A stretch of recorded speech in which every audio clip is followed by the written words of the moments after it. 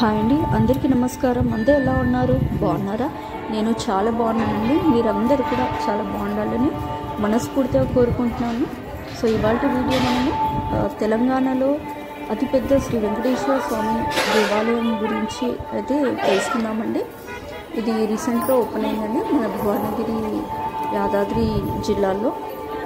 స్వర్ణగిరి శ్రీ వెంకటేశ్వర స్వామి వారి దేవాలయము, యాదాద్రి తిరుమల దేవస్థానము, మానేపల్లి హిల్స్, యాదాద్రి, భువనగిరి జిల్లా, తెలంగాణ.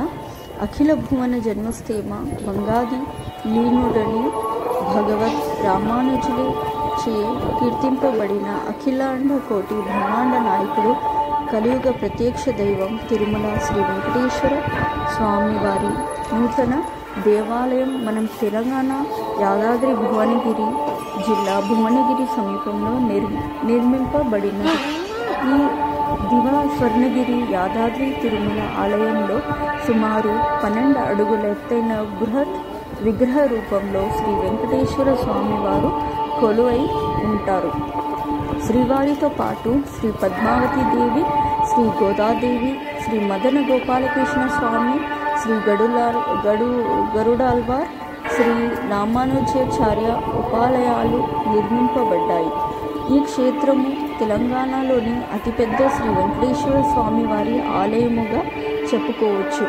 పల్లవ, చోళ, చాళుక్య హొయలలో విజయనగర నాయక శిల్పరీతులతో నిర్మించిన ఈ ఆలయాన్ని తన అసమాన ప్రతిభతో శ్రీమన్ డిఎన్వి ప్రసాద్ స్థాపతి తన అసమాన ప్రతిభతో రూపకల్పన చేశారు.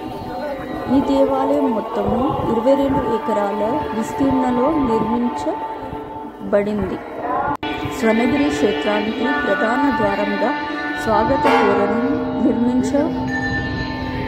నిర్మించబడింది. ఆ మార్గంలో ముందుకు సాగితే మనకు బ్రహ్మరథం కనిపిస్తుంది. అక్కడి నుండి కొంచెం ముందుకు వెళితే శ్రీవారి పాదాలు దర్శనమిస్తాయి. తిరుమల మొదటి మెట్టు అలిపిరిలో మనకు శ్రీవారి పాదాలు దర్శనమిస్తాయి. అలాగే స్వర్ణగిరి చేరగానే ఎదురుగా మనకు